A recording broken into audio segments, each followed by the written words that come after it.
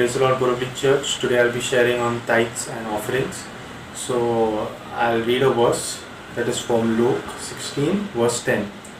Whoever can be trusted with little can also be trusted with much, and whoever is dishonest with very little will also be dishonest with much. So basically, this verse talks about being honest to God with the wealth we have, with whatever He has given us. So we as Christians, we know that whatever we have doesn't just come from God, it belongs to God. So whatever wealth we have, whatever good things we have, like our possession, our jobs, our salaries, whatever we get, it all belongs to God. It's because God has given it to us, we have it. Had God chosen not to give it to us, we would have been having this jobs or whatever we have, our houses to stay, all the good things that we have in our lives comes from God. So as good stewards of the possession of what God has given us, of all the blessings what God has given us, we ought to obey God and be honest with God in tithes and offerings. So now God requires us to give our tithes and offerings on time. So as we see in the Old Testament, from the time of Cain and Abel, God wanted an offering. He required an offering. He told, when Israel formed, the country of Israel was formed, the nation of Israel was formed, God told them, give your tithes, bring your 1/10, and to me, to give it to the Levites, to the spiritual leaders, so that they will not have any lack.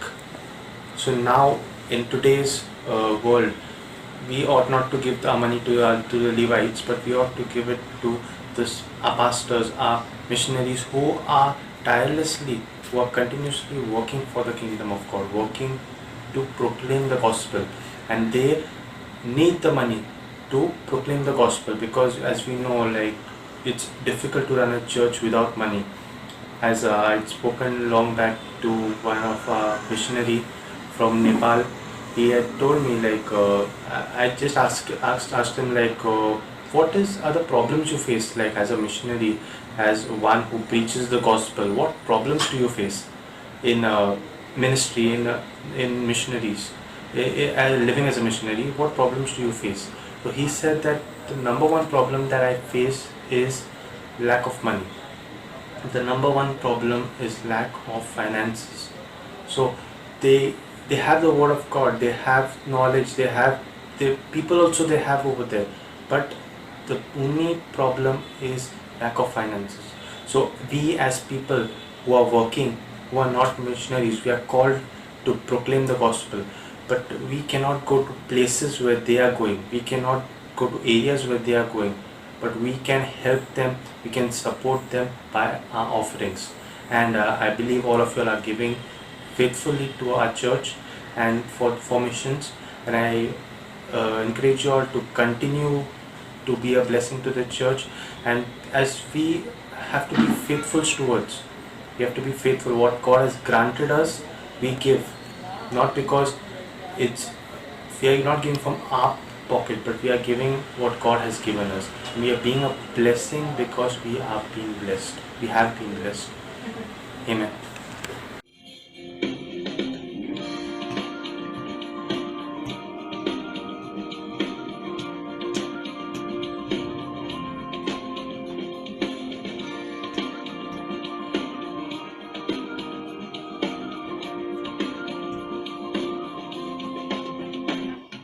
These are the days of Elijah, declaring the word of the Lord.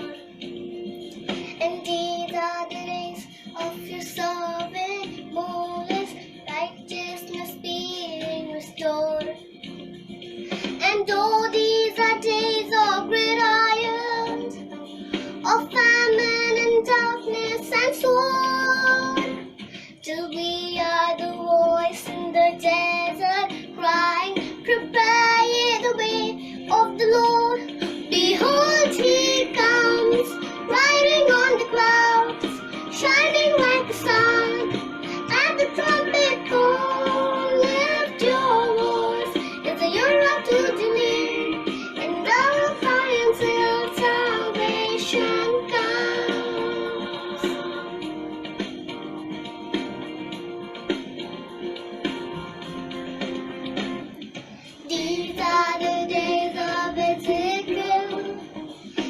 dry bones becoming as flesh.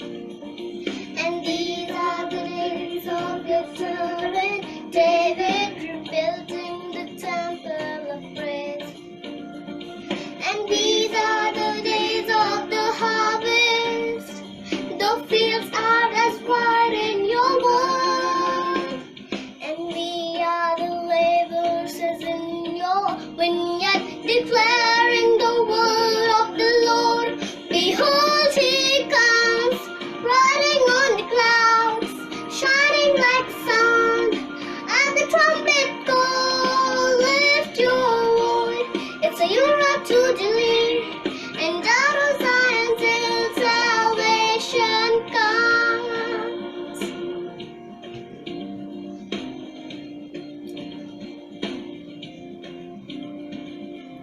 There's no God like Jehovah.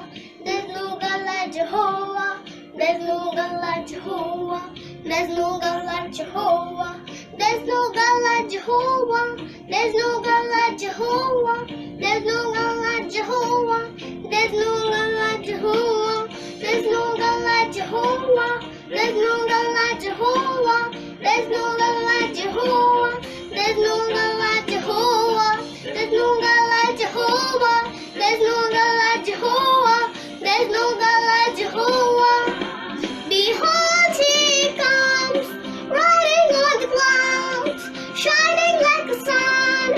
And the trumpet calls, lift your voice. It's a year of Jubilee, and out of Zion till salvation comes. Behold, he comes, riding on the clouds, shining like the sun.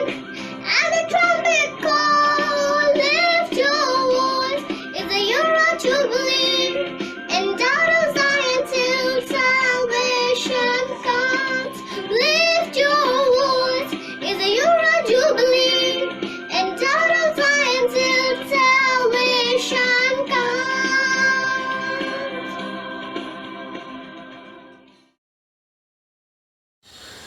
Heavenly Father, we come before you today. We thank you for this service you have given us, and we thank you for this message you are going to give us through Pastor. We ask you to bless this message, anoint this message, and help us to receive this message. We pray for Pastor as he delivers the word to us. Bless him and anoint him. Keep him and his family in your covering. We ask your presence in the service. In Jesus' name we pray. Amen.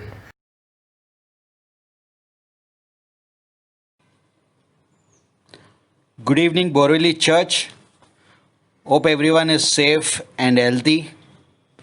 This is our midweek church service, and this week we will cover Revelations chapter 10. The title of the message is The Mighty Angel and the Knitted Scroll.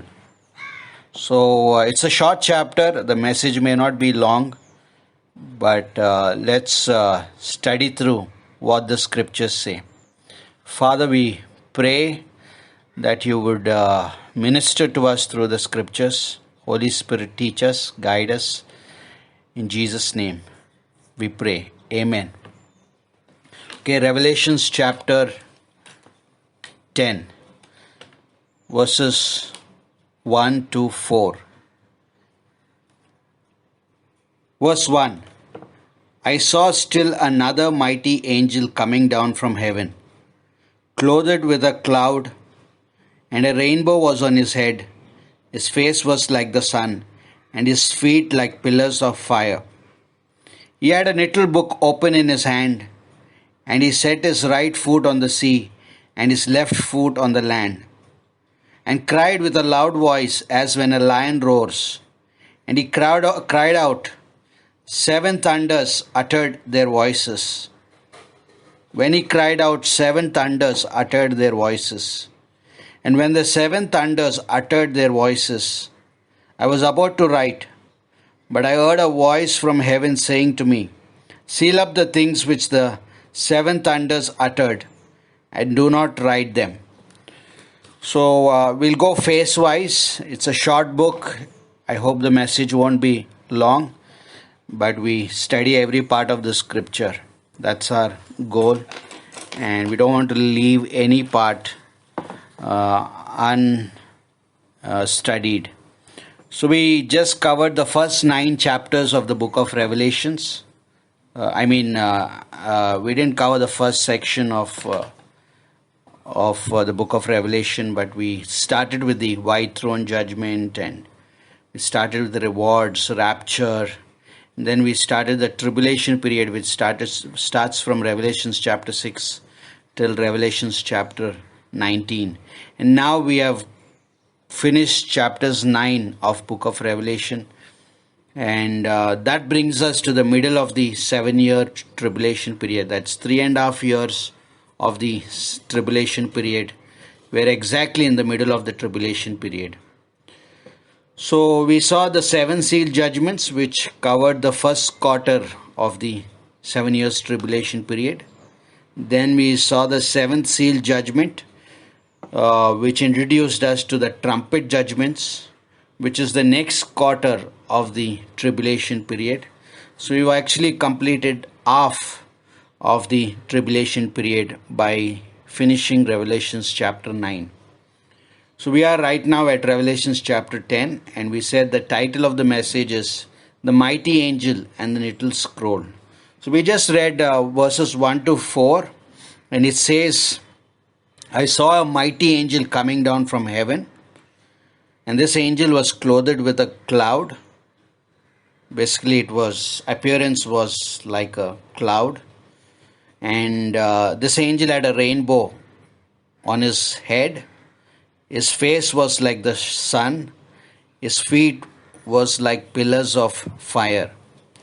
Then it says he had a little book open in his hand. He had a little book open in his hand. He set his right foot on the sea, left foot on the land.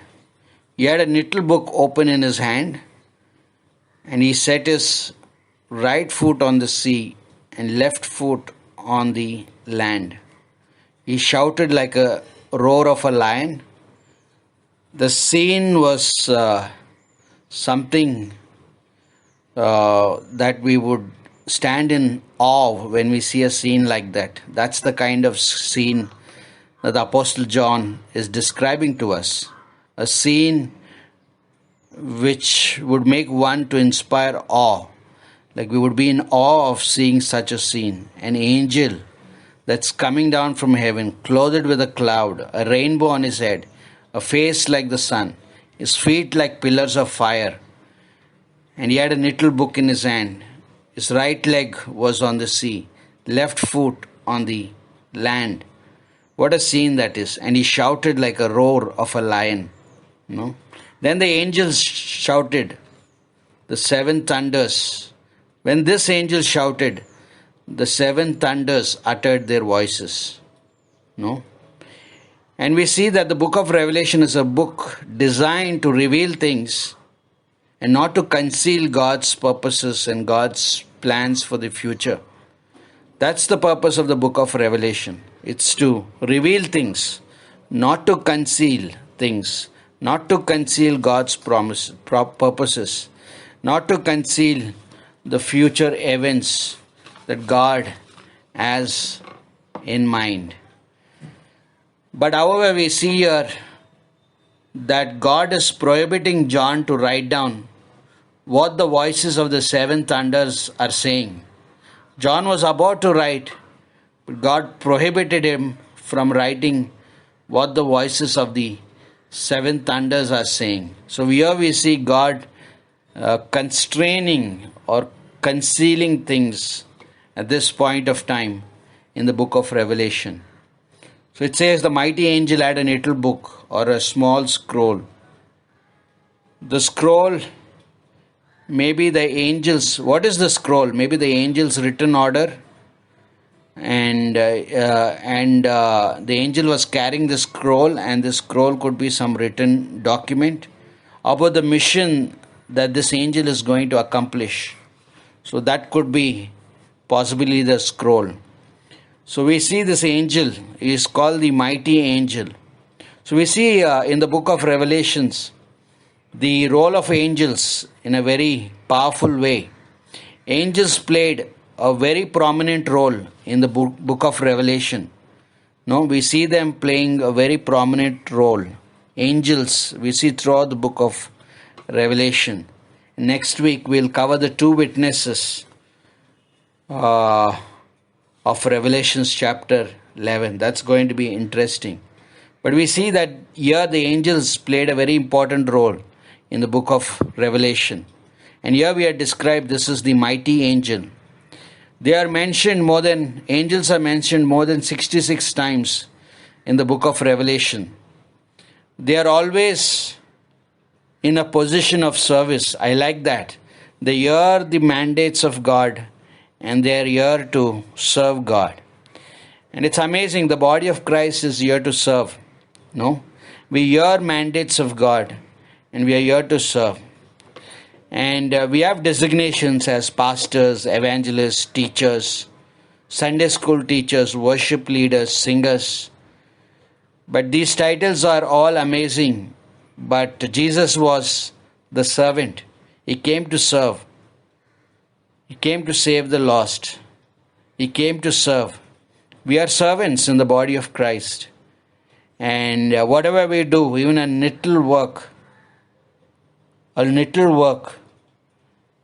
do it with all our heart and give our best. Even if it's a cup of cold water, giving somebody a cup of cold water every Sunday, that's an amazing ministry. And do it with all your heart. Give your 100%. Be like Abishai in 2 Samuel 26. He said to David, David, I'm going to kill King Saul. He's lying down in the camp, in the middle of the camp. I'm going to kill him. And Abishai said, I'm going to kill this person. And I'm going to kill this king with the spear.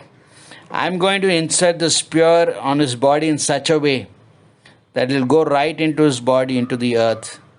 And there will be no need to give another blow to his body. Basically, I will kill him at one go. He is a perfectionist. Abishai was with David all the time. When Shimei actually was cursing David, Abishai said, I will cut off his head. That's an amazing guy to have around with while we serve God in ministry. I love Abishai. I love his spirit. I love his courage. I love his risk-taking spirit. And I also love that he is here to serve. Right? And we see angels.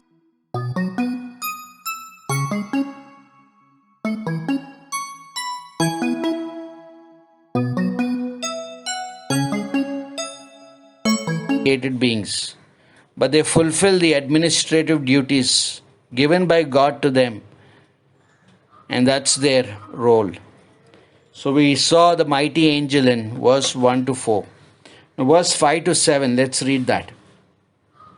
The angel whom I saw on the sea and on the land raised up his hand to heaven and swore by him who lives forever and ever, who created heaven and the things that are in it, the earth and the things that are in it, and the sea and the things that are in it, that there should be delay no longer. But in the days of the sounding of the seventh angel, when he is about to sound, the mystery of God would be finished, as he declared to his servants and prophets. So in verses 5 to 7, so what we are doing on the YouTube church channel is that we are doing a teaching series, right? And we are covering the end times, the book of Revelation, and we covered the rewards and the white throne judgments. On Sundays, we have a Zoom service, church service, and we have a good number of people attending, and I preach for 40 minutes, and then we have a rap session for half an hour. It's been an amazing time. Every Sunday, 6 p.m., we have a Zoom service. If you would like to be a part of that, you can call me, and my number is 9820-332-919. Okay, And on Saturdays, we have a amazing Bible college class going. Every Saturday evening at 7 p.m. 7 to 8 I teach. 8 to 8:30 we have a rap session wherein you can ask questions and answers would be given on the subject. So we have a midweek church service going on. We have a Sunday Zoom service going on. The midweek is on YouTube, uploaded on YouTube. Sunday is the Zoom service. Bible college is on Zoom on Saturday, and Tuesday we go for outreach. And it's been an amazing service and ministry that God has given us, and we have such joy doing it, and we're thankful to God that God is using us like He's used the angels.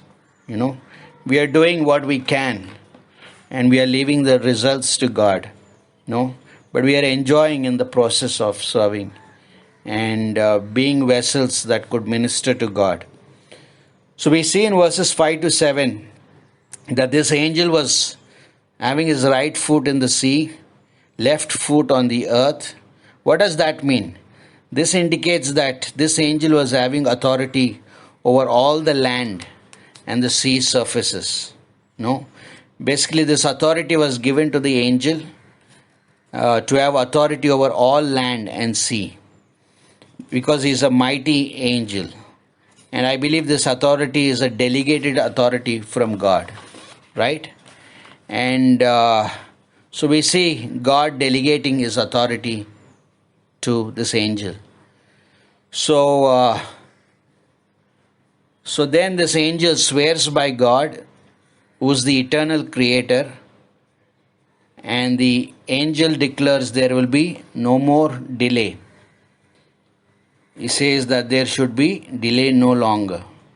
Then in verse 7 we see an announcement was made that the seventh trumpet would bring about the accomplishment of the mystery of God. I repeat that again. Verse 7, an announcement was made that the seventh trumpet would bring about the accomplishment of the mystery of God. And we believe this mystery is something that has already been announced to God's prophets.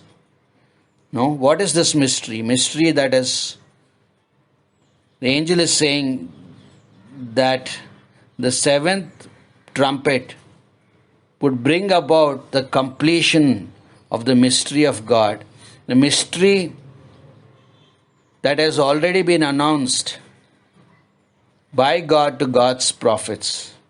So what the angel is referring here is basically referring to the fulfillment of the Old Testament passages. You remember there are many Old Testament passages that are not yet fulfilled. So the angel is saying the seventh trumpet will bring about the accomplishment of the mystery of God. So many things that are not yet fulfilled will be fulfilled during the tribulation period, and which also includes the fulfillment of the glorious return of the Son of God as the King. This time, Jesus would come as a king, not as a lamb. He would come as a King of kings and the Lord of lords. And He would not come as a lamb. He would come as a King of kings and the Lord of lords. People say that your Savior couldn't save Himself. Yes, the first time it's not He couldn't, He didn't save Himself. Because it was the plan of God that He has to die on the cross for the redemption of mankind. But now we see that the second time, the first time he came as a lamb and He was taken for slaughter on the cross. That was His first coming role as a lamb. But this time He will come as a lion. And we will see the other side of the Savior, who would be coming to judge the nations. So the mystery will be accomplished in the sense the Old Testament prophecies will come to fulfillment, which includes the glorious return of the Son of God and the establishment of His righteous kingdom and peace on earth. So we see that there is going to be a return of the Son of God, which is Jesus Christ, and there will be a setting up of His kingdom upon this earth, and there will be peace upon this earth. So this mystery is what the angel is talking about, and other Old Testament fulfillment prophecies. So when Christ comes, He will set up His kingdom.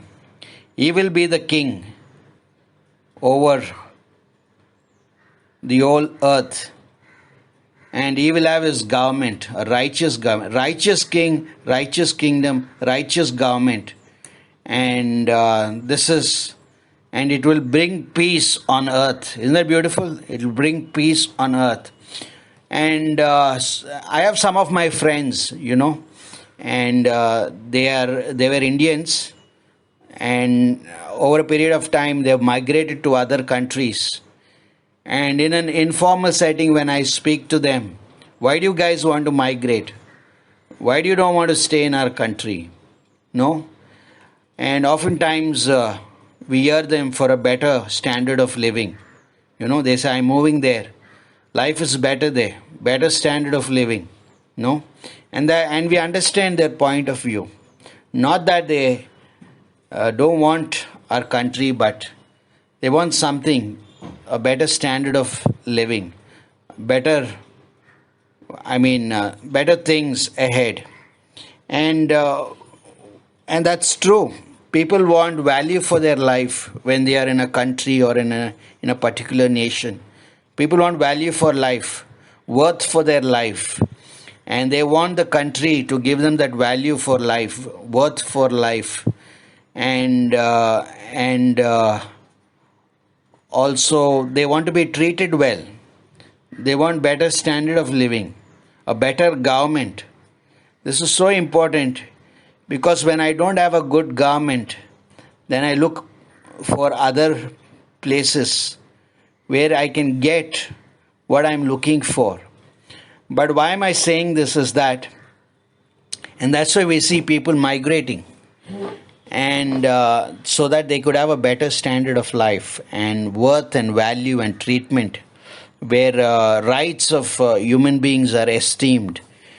Basic right for a good health, drinking water, a roof over the head, and basic medication at free cost, whatever it is, basic facilities when one is sick. So people are looking for these things, and they're looking to the government. The government ought to provide for these things, and we should pray for our leaders and governments. So this is so important. And we do, as a church, we do pray for them. They are in our prayer list. But what I'm trying to say is that Christ is going to set up His kingdom, and it's going to be a righteous kingdom, righteous king, and a righteous government, and there will be peace on earth. The Bible says that when the righteous are in authority, the people rejoice. They will be rejoicing. Why? Because people will rejoice because their rights are protected. But when a wicked man rules, the people groan. When a wicked man rules, the people groan. So we see this happening in the coming of Christ, that we will see these mysteries unfold, which are told in the Old Testament times. We know that all the promises of God are yes and amen. 2 Corinthians chapter 1 verse 20. Matthew chapter 24 verse 35. Heaven and earth will pass away, but my words by no means will pass away. So we see these things happening. And then John eats the little book in verses 8 to 11. Let's quickly read that. And I think in 5 minutes I'm done. So listen patiently. Verse 8. Then the voice which I heard from heaven spoke to me again and again, and said, Go take the little book which is open in the hand of the angel who stands on the sea and on the earth. So I went to the angel and said to him, Give me the little book. And he said to me, Take and eat it, and it will make your stomach bitter, but it will be as sweet as honey in your mouth. Then I took the little book out of the angel's hand and ate it, and it was sweet as honey in my mouth. But when I had eaten it, my stomach became bitter. And he said to me, "You must prophesy again about many peoples, nations, tongues, and kings." So that is verse 8 to 11. And this closes the chapter of Revelations 10. In these verses, we see that John eats the little book. He took the scroll from the angel. Then John obeyed the angel's instruction to eat the scroll. And though it was sweet like honey in his mouth, it was bitter in his stomach. So we see that. And then, so what we see is that John took the scroll from the angel, and the angel told him to eat the scroll. So he ate it. It was like sweet as honey in his mouth, but when it went to his stomach, it became as bitter. The angel then added that John would prophesy again. So this is interesting that the angel said John would prophesy again. Basically, when he ate the food, it's like partaking of the word of God. He ate the scroll. It is evident that the partaking of the book, he was appropriating. When he partook of the book, he was appropriating what the book states. No? So basically, he was eating the word of God. Jeremiah chapter 15 verse 16 says, "Your words were found and I ate it." Basically, you heard it and you took in and you digested it, appropriated the word of God. And your word was to me the joy and rejoicing of my heart. For I am called by your name, O Lord, God of hosts. Your words were found and I ate them. Your word was to me the joy and rejoicing of my heart. For I am called by your name, O Lord, God of hosts. The scroll seems to symbolize the word of God. So he ate it, he appropriated it, he digested what he ate, and he chewed on the word. And the scroll basically is the word of God. And also in the word of God, John found the divine revelation in general, and he found the revelation of things in general, and also about things concerning future events. And then after hearing the word and knowing the word, taking the word, he was told, deliver the word faithfully. This is so important. We come to church, we just don't hear the word. We chew on the word. And we ensure that the word is falling on the good ground. Then we chew on it, meditate on it, appropriate it, apply it. And after we come out of the church, we apply it.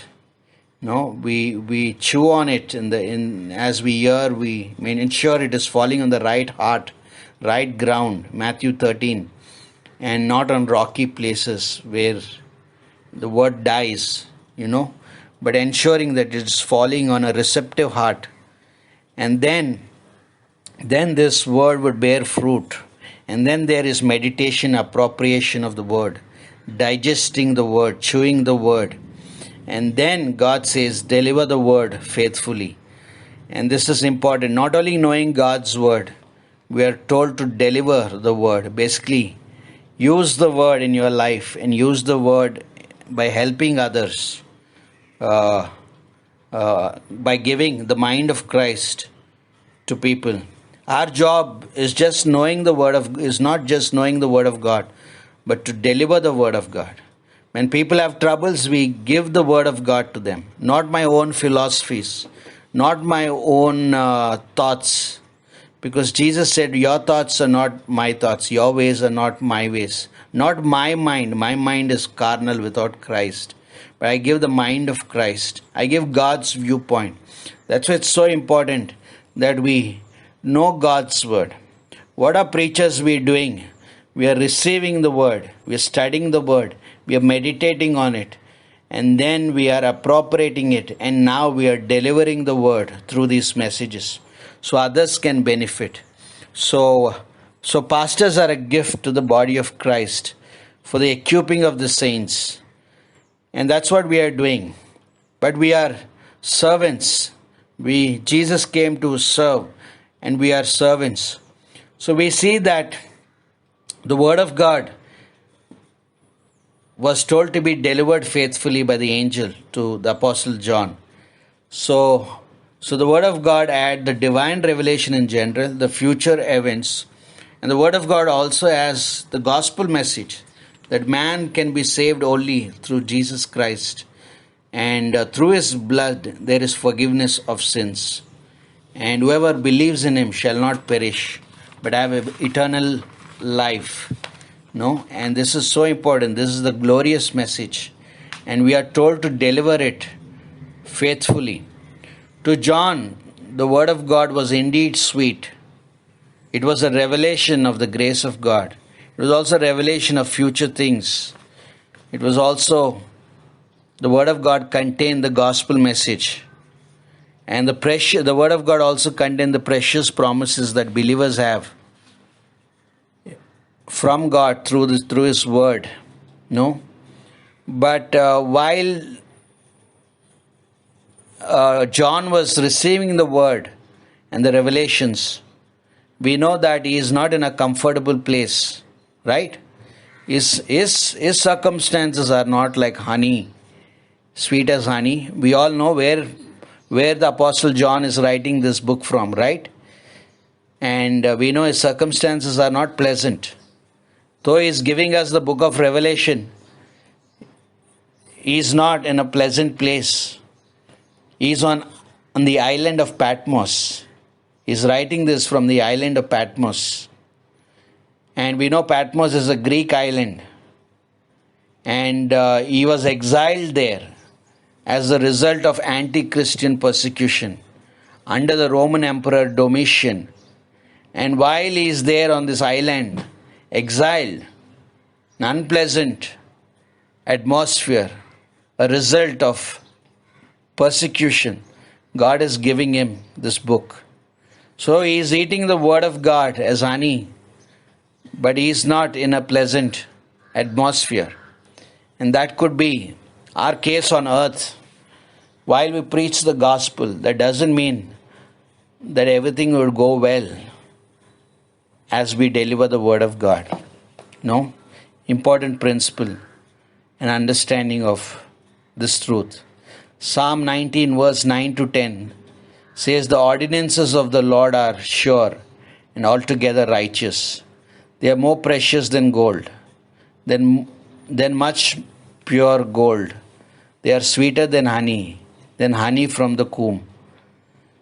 So we know that the word of God is sweet to those who believe, but to those who don't believe it is bitter, right? For us it is like more than pure gold, sweeter than honey from the comb, but it is only sweet to those who believe, but bitter to those who don't believe, because for them the result is divine judgment upon them.